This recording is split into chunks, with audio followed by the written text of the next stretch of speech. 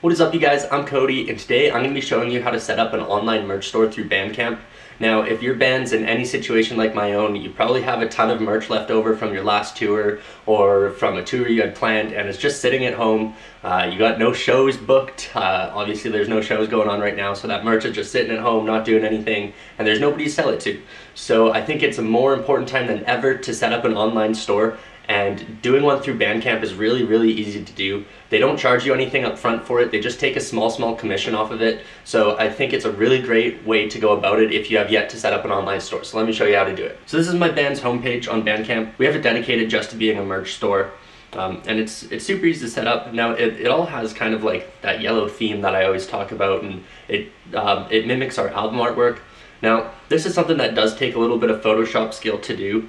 I was lucky enough I had the background from our album artwork, so I basically just threw our merch design mock-ups on top of it and kind of laid it all out, but it's definitely not mandatory. You'll be fine without it. Now really quickly, if you are new to the channel, don't forget to click subscribe down below so that you don't miss out on any of my videos. As a newer channel, it helps so much for every single person who subscribes, so thank you to everybody who has. But if you haven't yet, just do me a favor and click that button down below. It helps out so much. Thank you. Alright, so assuming you've already signed up for a Bandcamp account and have one, it's so simple to do. All you're going to need to do is go to add and click merch.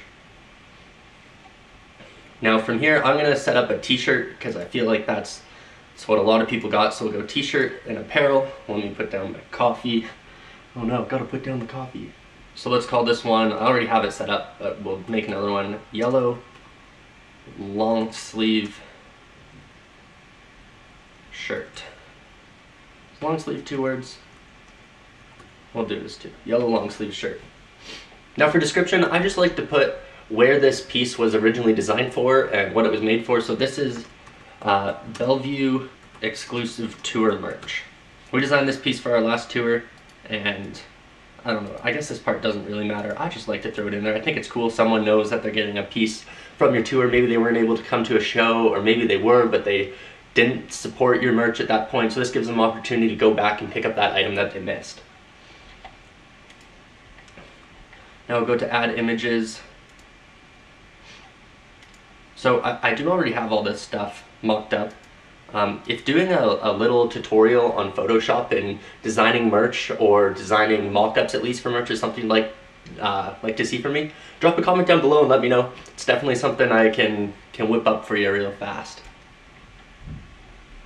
Alright, where are we here? Shirt designs, mock-ups, long sleeve. So add the image. Adding an image is so important. You can describe the item as well as you want, but if you don't have an image, nobody really knows what they're getting. It's online shopping at the end of the day, so you gotta make sure that you have an image. It doesn't have to be the greatest thing, but make sure it is accurate of the clothing. You don't want someone to order your merch and get it and it's a different color, or the logo is not what they expected. So just make sure that's how it actually looks.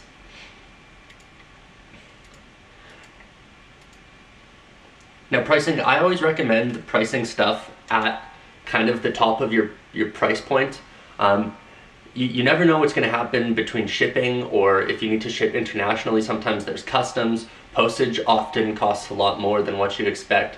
So you want to make sure you're not giving away this merch at a loss. So I normally put top dollar. I know a lot of people have discounts online, and you can always add a discount after. So I recommend pricing it at the top level, and then if you need to, you can decrease the price from there.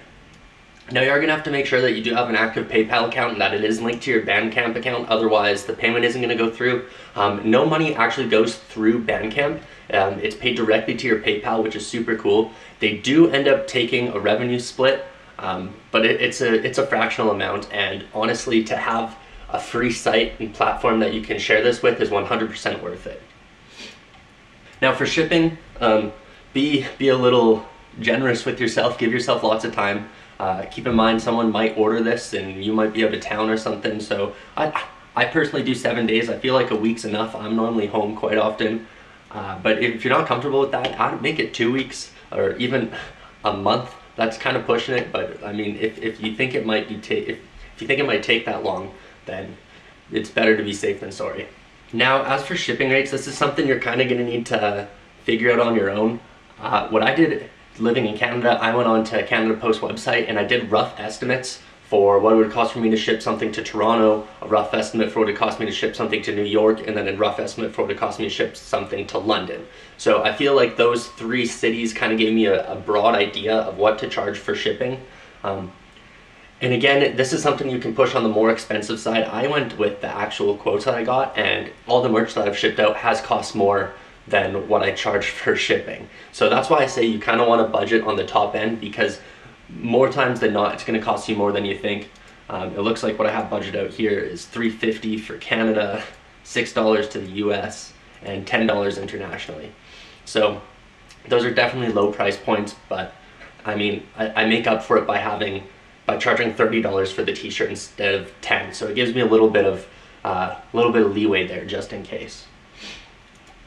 Now quantity, I mean, unless your orders are popping off, it really doesn't matter if you have an accurate quantity.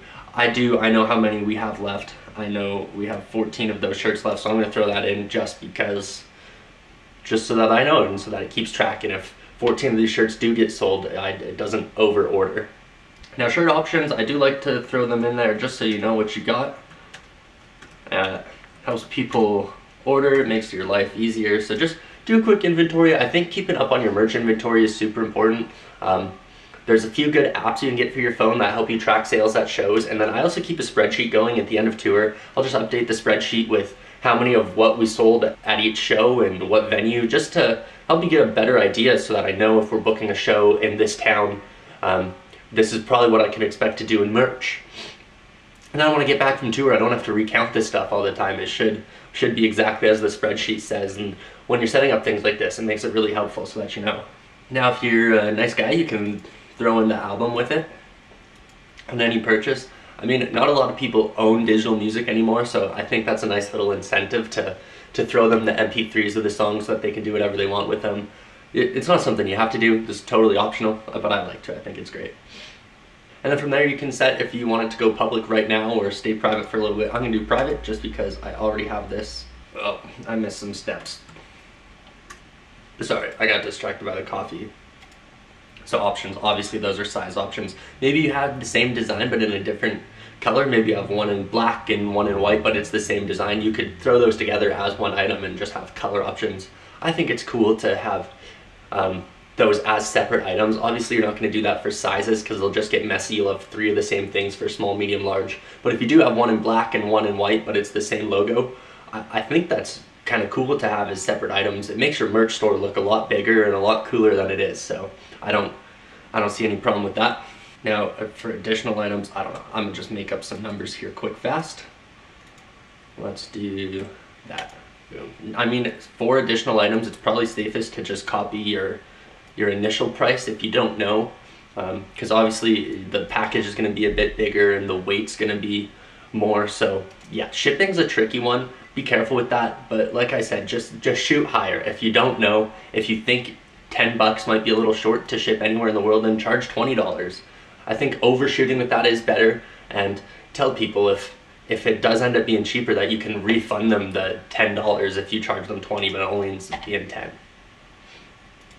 Boom, and then there you go, just like that it's made. Someone wants to buy it, it's as simple as them clicking buy now. They select their size, how many they want. One thing I did skip over is letting them pay their own price. This means someone could pay $60 for this item. I mean, it's not something you have to do, but if someone wants to pay you $60 for your $30 t-shirt, I'm not gonna say no. I think that's really great, and I think that's what a lot of artists need right now, is support like that from the community and from people who do normally go to local shows and support artists. Obviously it's a hard time right now. You're not able to go out to a show and pick up merch, so if someone can pick up a $30 t-shirt and maybe they can leave you that tip that they normally wouldn't have left, I think this is a really great, it's a really great opportunity for people to help you out. It's as simple as that. They'll be able to check out right from there. My screen recording keeps cutting out, so I can't show you exactly how to process the whole thing, but that's not something you're gonna have to do. It's really easy. Any of your fans or anybody who wants to pick up some merch is gonna be able to do it through PayPal. They can use a credit card or a Visa debit card, or just through their PayPal account. It's so simple to do. No one should have any issue doing it. And then once an order is complete, Bandcamp will send you out a notification, give you all the shipping information. You can even print off shipping labels directly from there, and then just go down to the post office and ship off that t-shirt or that CD or whatever they end up buying. It's a really simple process, and it's so great that Bandcamp offers a platform like this. Now, I'm sure there are a ton of other really great online stores. Some of them will print the merch for you, so you don't have to have your own supply and print it yourself. But if you do have merch already printed that's just sitting in a box at home, this is a really great way to get it out to people, or at least have it available to people if they want to check it out or if they do want to help you out. Now, I'm curious if any of you do have online merch stores set up already. Who are you using? What has worked well for you? Is there anything that hasn't worked too well? Drop a comment down below. I'd love to know what everybody's using and what their experience has been with it. As always, don't forget to smash the like button down below if you found anything in here helpful, and subscribe so that you don't miss out on any great videos. I'm gonna keep drinking this coffee. Enjoy the week. Peace.